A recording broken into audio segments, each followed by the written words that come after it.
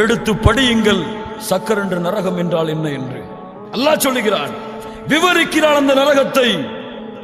அந்த கொடிய நரகத்திலே பாவிகளே ஏன் இணை வைத்தார்களா? இல்லை.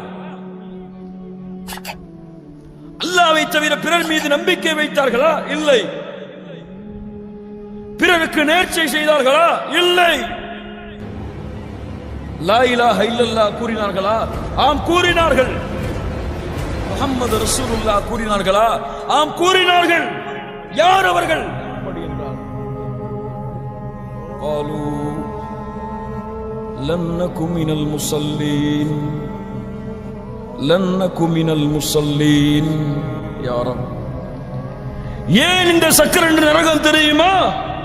முதல் பதில், நாங்கள் இந்த பூமியில் தொழுகையாளிகளாக இல்லை.